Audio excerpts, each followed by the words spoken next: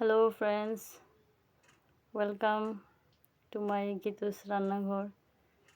আরেকটা নতুন রেসিপি নিয়ে এলাম। আজকে আমরা বানাবো হোগা মাছ আর ওলকপি দিয়ে সবজি। দেখুন হোগা মাছটা প্রথমে ভেজে নিয়েছি।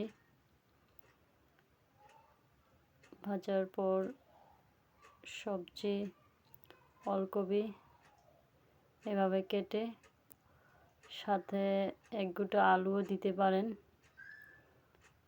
আর আলু এবং ওলকপিটা অল্প সিদ্ধ দিয়ে দিলে ভালো। সাথে পেঁয়াজ বাটা, আদা, কাঁচা লঙ্কা এবং পেঁয়াজ বেটে রেখেছি।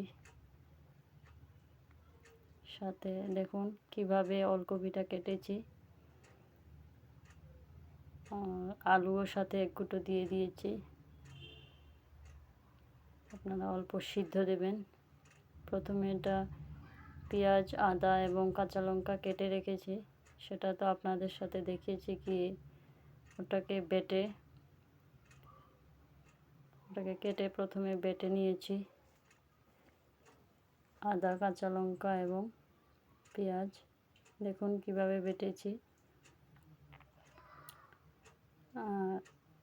বাটার পর প্রথমে তো মাছটাকেও ভেজে নিয়েছি, সাথে টমেটো, ধনেপাতা কেটে রেখেছি, কাঁচা লঙ্কাও। তারপর এখন কড়াইটা গরম হয়ে গেছে, অল্প তেল দিয়ে দেব। তেলটা গরম হলে আমরা কি করব দেখুন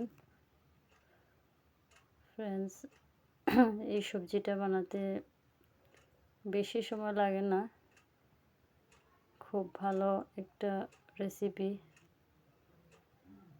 আর ট্রাই করবেন আপনারা। প্রথমে কড়াইতে তেল দিয়ে দিয়েছি। তেলটা গরম হওয়ার পর দেখুন গরম হয়ে গেছে। এখন আমরা ওলকপি আর আলু প্রথমে তো একটু সিদ্ধ দিয়েই রেখেছি। পেঁয়াজ এবং আদা বাটাগুলোতে মশলা দিয়ে দিব। প্রথমে দেব হলুদের গুঁড়ো, পরিমাণ মতো দিবেন। তারপর দেখুন এটাতে অল্প গুঁড়ো মরিচের পাউডারও দিয়ে দিব। আর পেঁয়াজ বাটার সময় কাঁচা লঙ্কাও এক দুটো বেটে নিবে।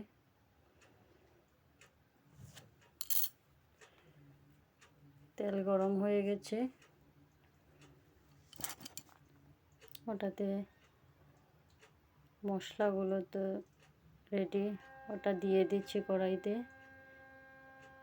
দিয়ে ওটাকে নেড়ে চেড়ে তারপর দেখুন কি করব।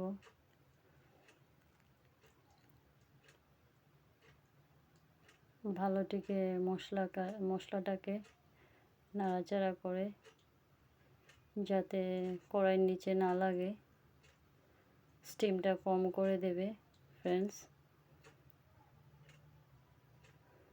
ওটাতে কি দিব দেখুন,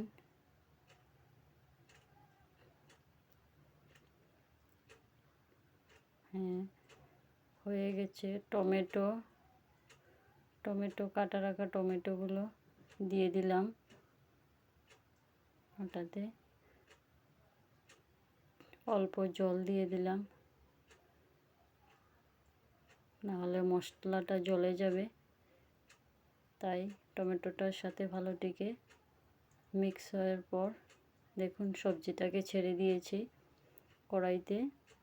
তারপরে সবজিগুলোকে ভালোটিকে নাড়াচাড়া করবে যাতে মশলাটা সবজির মাঝে লাগে।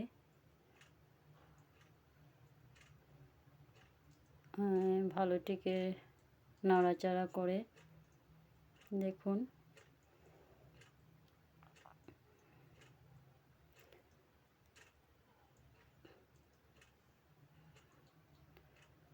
অল্প ঢেকে দিয়েছি।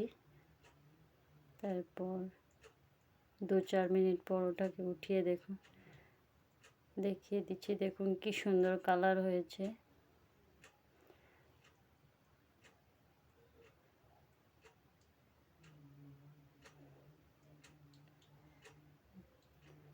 লবণ দিয়ে দিবেন পরিমাণ মতো।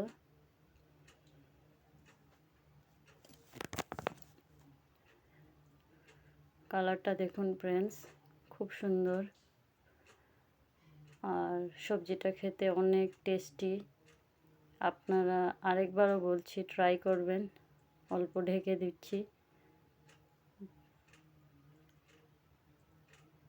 তারপর 5-7 মিনিট পর আবারও ওটাকে একটু নাড়াচাড়া করব সবজিটাকে। দেখুন, তারপর পরিমাণ মতো ঝোল দিয়ে দিবেন, যার যেরকম ভালো লাগে। কেউ তো কমও ভালোবাসে এবং কেউ কম ঝোল দিয়ে খেতেও পারে না। তাহলে যার যেরকম পরিমাণটা দিয়ে দিবেন। দেখুন ফ্রেন্ডস, কালারটা কি সুন্দর এসেছে। তারপর ঢেকে দিব, কারণ ঢাকলে সবজিটা সেদ্ধ হয়।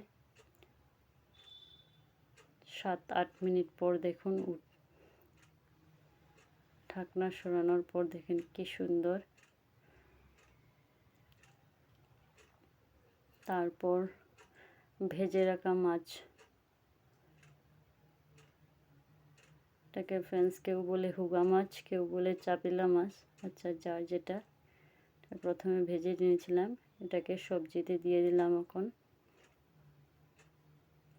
দেখুন, দেওয়ার পর কি সুন্দর, খুব টেস্টি হয় ফ্রেন্ডস। কাটা ধনিয়া পাতা, কাঁচা লঙ্কা দিয়ে দিলাম, ধনে পাতা দিয়ে দিলাম। খুব সুন্দর সেন্ট আসবে।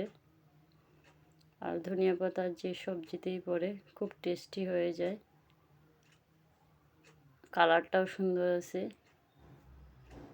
ধনে পাতা এবং টমেটো যে কোনো সবজিতেই পড়লে তার কালারটা খুব সুন্দর আসে আর টেস্টটাও আলাদা হয়। তারপর দেখুন, অল্প ঢেকে দেব, কারণ ধনে পাতাটা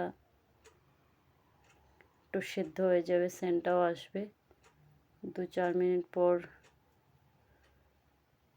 ঢাকনাটা সরিয়ে দেখুন কি সুন্দর একটা দারুণ রেসিপি হয়েছে। তারপর একটা পাত্রে নামিয়ে নিলাম। দেখুন ফ্রেন্ডস, কি সুন্দর একটা সবজি।